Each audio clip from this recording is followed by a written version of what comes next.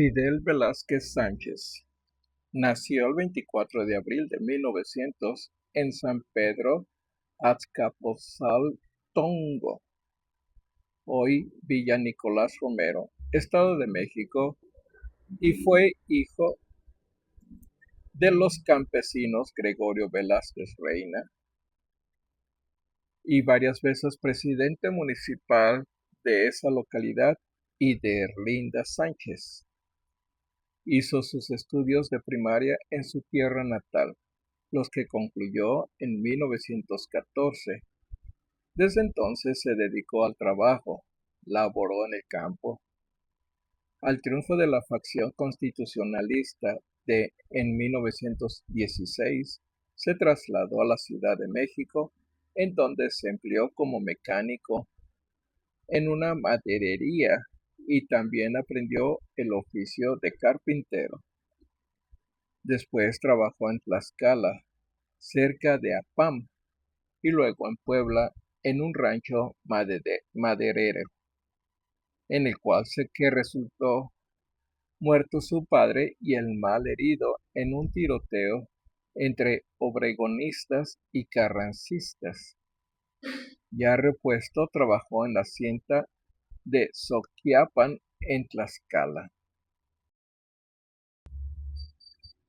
En 1920 entró a trabajar a la Compañía Lechera del Rosario, en el rancho del mismo nombre, cuyos restos se encuentran en la calzada Azcapotzalco y Puente de Vigas, al norte de la Ciudad de México. En 1922 se dio a la tarea de organizar a los trabajadores, lo cual le valió el despido. Sin embargo, fue tomado en cuenta para otras organizaciones obreras. Pasó a ser secretario del Interior del Sindicato de los Trabajadores de la Industria Lechera en 1921. Continuó laborando en el mismo ramo y en 1924, trabajando en una planta pasteurizadora, conoció a los hermanos Alfonso y Justino Sánchez Madariaga, con quienes fundó el Sindicato de Lecheros Ambulantes, del que fue secretario general, afiliado a la Confederación Regional Obrera Mexicana, la CROM, la principal central obrera de la época.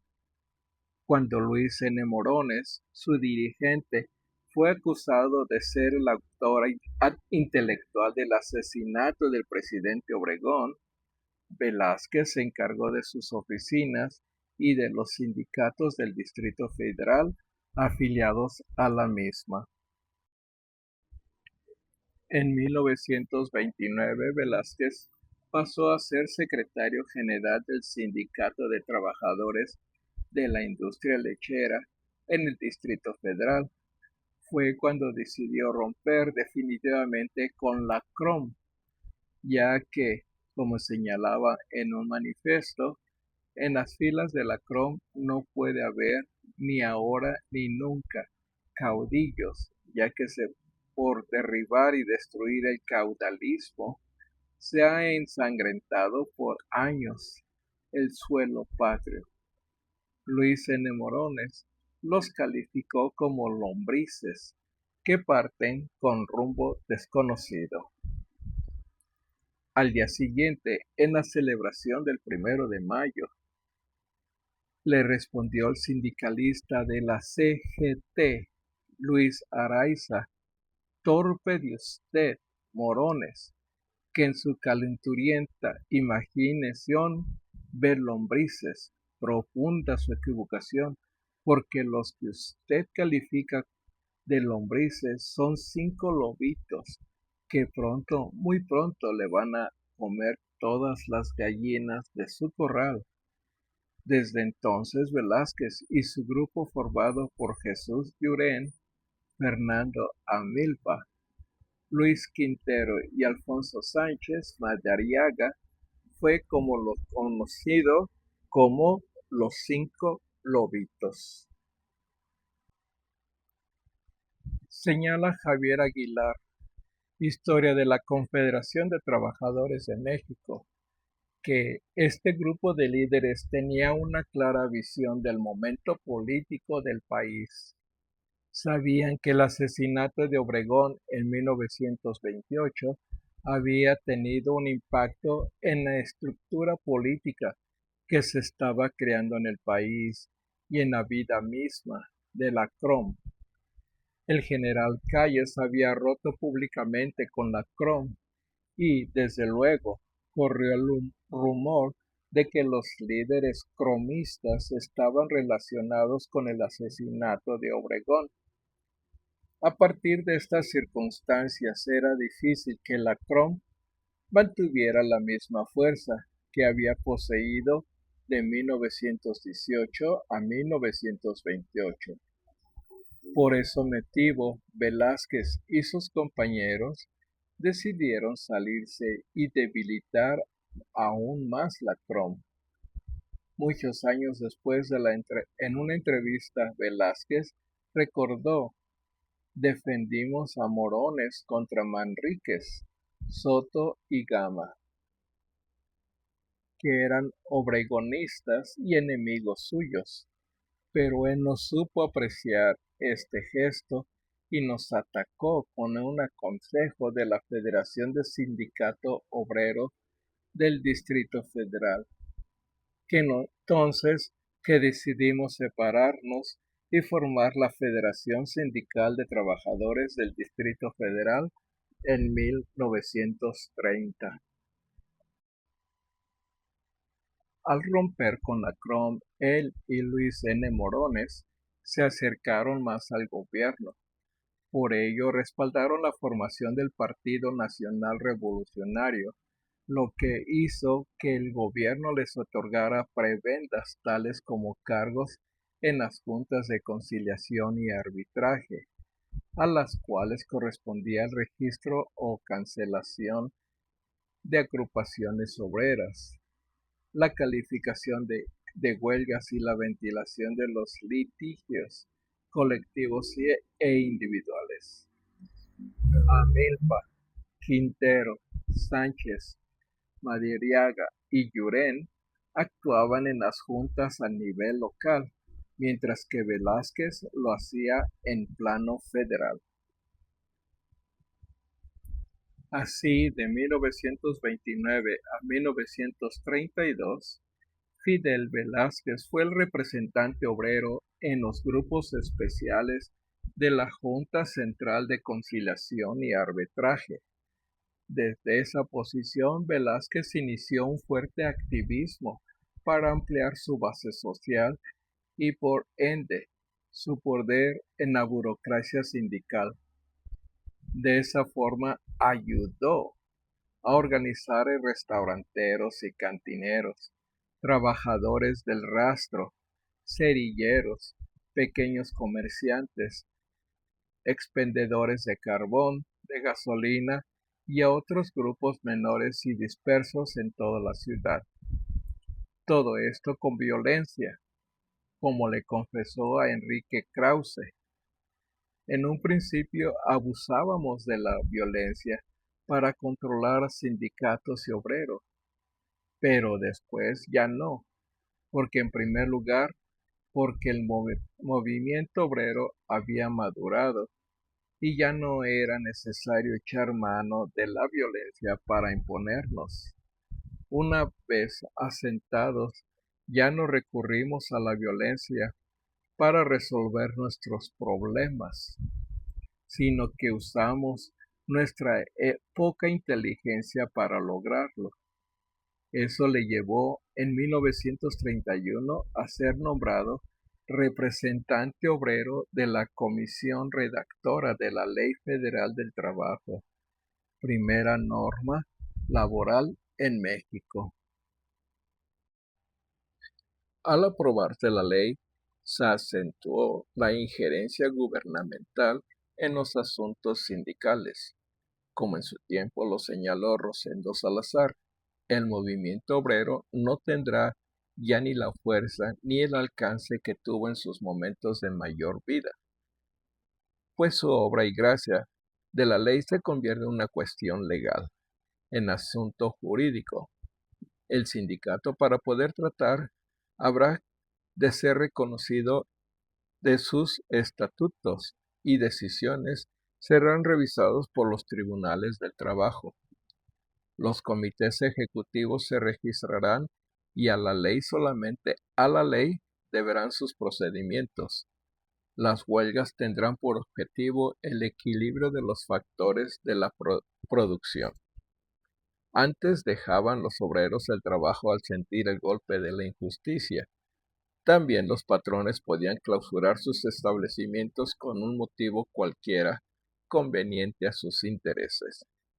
Serán las normas jurídicas practicadas por jueces, líderes y abogados penales los que se impondrán a las juntas de conciliación y arbitraje de suyo pervertidas, y los trabajadores quedarán a merced de los traficantes de la justicia con máscara de defensores. En 1932, Velázquez fue secretario general de la Federación Sindical de Trabajadores del Distrito Federal, mismo año en que se convocó a una asamblea de unidad con la Confederación de Obreros y Campesinos del Estado de Puebla, la Alianza de Ferrocarrileros, el Sindicato Mexicano de Electricistas, una de las fracciones de la CGT, y un reducido grupo encabezado por el licenciado Vicente Lombardo Toledano, que en ese mismo año se había separado de la CROM. En octubre de 1933, al fundar Vicente Lombardo Toledo la Confederación General de Obreros y Campesinos de México, CGOCM, Velázquez y los otros lobitos decidieron formar parte de la nueva organización. La CGOCM se convirtió rápidamente en la principal central obrera del país. Su liderazgo resultaba una combinación idónea, pues Lombardo desarrollaba la tarea ideológica y corría el cargo de Fidel el trabajo práctico y de organización. Durante el primer año de sus actividades en 1934, participó en un gran número de conflictos, por lo que fue comprensible que el año siguiente se encontrara en el centro de gran litigio entre Calles y Cárdenas. Como gobernador de Michoacán, Cárdenas auspició la fundación de una central obrera local, por lo que, a pesar de la oposición de Calles, como presidente de la República, fomentó la agrupación de los trabajadores en una sola central, la lucha contra el callismo y las huelgas contra las empresas imperialistas requerían la unidad obrera. El 15 de junio de 1935, a convocatoria del Sindicato Mexicano de Electricistas, surgió el Comité Nacional de Defensa Proletaria, CNDP. Fidel Velázquez y los lobitos participaron en la creación de este comité a través de su presencia en la dirección de la CGOCM. Según la publicación CETEME, al Comité Nacional de Defensa Proletaria se adhieron la mayor parte de las centrales obreras y de los sindicatos nacionales de industria del país. Volvió a brotar la idea de construir una central nacional. Inclusive tomó parte la Confederación Sindical Unitaria de México, Central Obrera Comunista. Las organizaciones del CNDP dieron a conocer un pacto de solidaridad que contenía la amenaza de una huelga general en el momento mismo en que aparezcan en el país manifestaciones de carácter fascista o de cualquier otra índole que pongan en peligro la vida de las agrupaciones obreras y campesinas de la República o de los derechos fundamentales de la clase trabajadora, o en caso en que el Estado tolere y fomente organizaciones cuyo propósito y tendencias sean abiertamente contrarias a tales derechos, Además, los pactantes declararon estar en contra de la colaboración con la clase capitalista y que ajustaran sus principios a una táctica eminentemente revolucionaria y bajo el principio de la lucha de clases.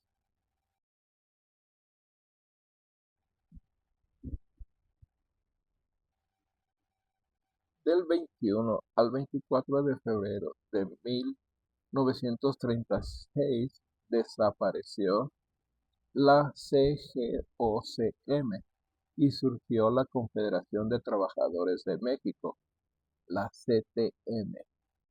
La corriente de los lobitos participó al lado de otras dos fuertes, la lombardista y la comunista.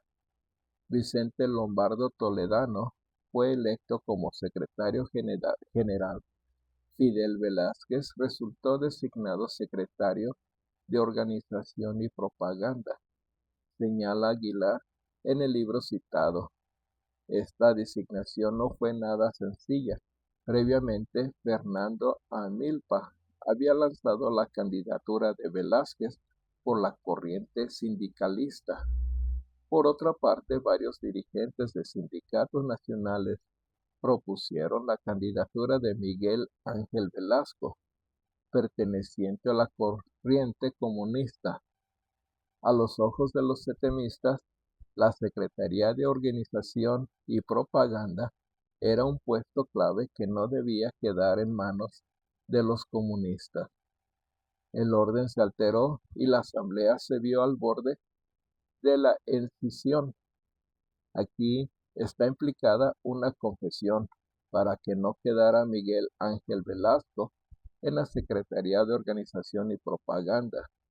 Se inició o se promovió un gran desorden en la asamblea por parte de los seguidores de Fidel Velázquez, quienes describen la situación en la asamblea como un estallido de gritos, bulla, descompostura, en una palabra. Sin dificultad alguna, adoptó la ideología socialista de la CTM. Se comprometió a cumplir su declaración de principios, discutida y aprobada en los días previos a su ascenso.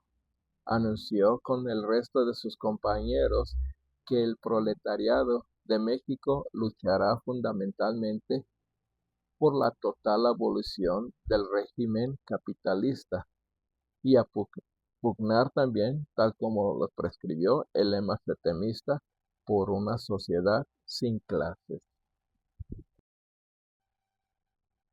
En marzo de 1938, Velázquez participó en la fundación del Partido de la Revolución Mexicana, PRM, y en septiembre del mismo año en la organización de la Confederación de Trabajadores de América Latina, CTAL, la cual fue precedida por Vicente Lombardo Toledano y Fidel Velázquez como secretario general.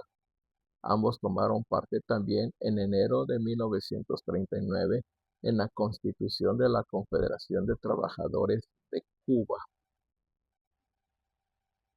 El 3 de noviembre de 1939, con el destape del general Manuel Ávila Camacho, por primera vez, Velázquez participó en la comisión encargada de notificar a un candidato presidencial que había sido decidida a su favor su postulación. Así, desde una situación ya muy poderosa apoyada por el propio Ávila Camacho, Velázquez se perfiló como candidato único para suceder a Lombardo. Era el candidato de apaciguamiento, pues el radicalismo cardenista comenzaba a ser mero pasado. El 27 de febrero de 1941, Fidel Velázquez fue nombrado secretario general de la CTM por primera vez, para un periodo de 2 años, según se teme, sin pugnas divisionistas, sin choques sangrientos, sin ofensas para nadie. Se obtuvo la transición entre el anterior Comité Nacional encabezado por el licenciado Vicente Lombardo Toledano y el presidio por Fidel Velázquez. El evento se verificó en la Arena Nacional con la asistencia de 4.589 delegados, procedentes de todas las entidades de la República. Lombardo solo acertó a aconsejar a Velázquez la renovación constante de los cuadros setemistas, lo cual nunca siquiera intentaría Fidel. Usted, camarada Velázquez, estimule a la juventud, elija a los mejores, a los que se distingan, rodéese de la juventud, contribuya a formar dirigentes a nuestros sindicatos. La vida dentro de pocos años nos pondrá al margen de la lucha, porque habremos quemado nuestro organismo y nuestro corazón en la pelea. Y si no nos ponemos al margen, nos pondrá la gente al margen de todos.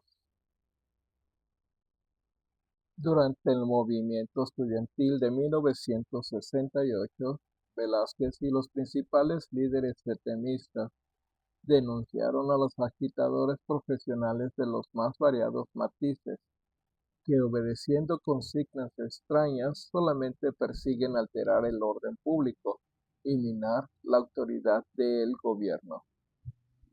El pseudo movimiento estudiantil es atentatorio a la mexicanidad, lesivo a la nación, perjudicial a la patria, netamente subversivo. Ante él, los trabajadores mexicanos deben tomarse agresivos, tender un cerco y liquidarlo. Les pedimos a los obreros setemistas que al grito de ¡Viva México! Defendamos a Gustavo Díaz Ordaz, no como persona física, sino como representante de las instituciones nacionales, la patria y el pueblo mexicano. El 9 de octubre de 1972, Velázquez encabezó en Cuernavaca, Morelos, un acto de protesta contra el obispo Sergio Méndez Arceo y los 14 sindicatos que habían desertado de la CTM. Condenó el apoyo que se les había brindado. El obispo, a quien sin nombrarlo, lo identificó como el tío Lucas, que aparece en la televisión.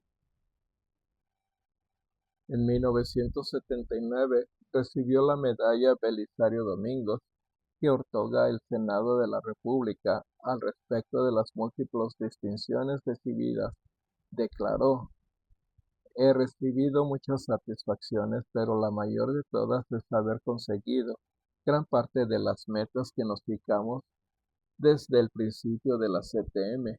Lo que nos falta es consolidar lo que hemos hecho y aspirar a que el obrero tenga una vida mejor en todos sentidos y que políticamente llegue a tener más intervención en las decisiones nacionales.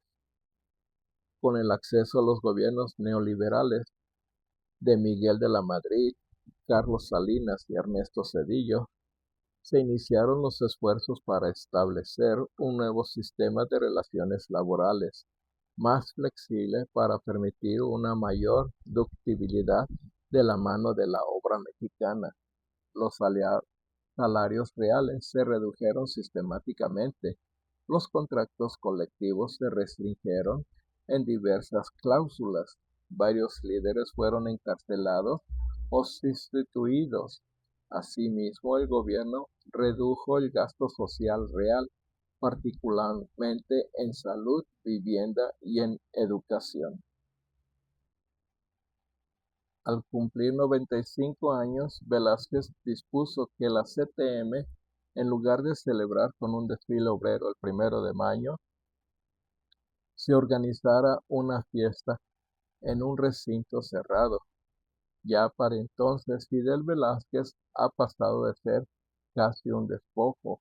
Lástima el sentido de la dignidad verlo renegado sobre las poltronas que lo admiten fatigadas, con la corbata floja, fuera de lugar, el rostro maciliento, que antaño llegó hasta ser revelante, mofletudo. Este partido por 1000 arrugas, cada una cuidadosamente labrada, pero no para construir un conjunto armonioso, sino para atreverse entre sí, para enmarcar los ojos ocultos tras las antiparras negras, la boca fruncida, de la cual salen borbotones murmullos inaudibles.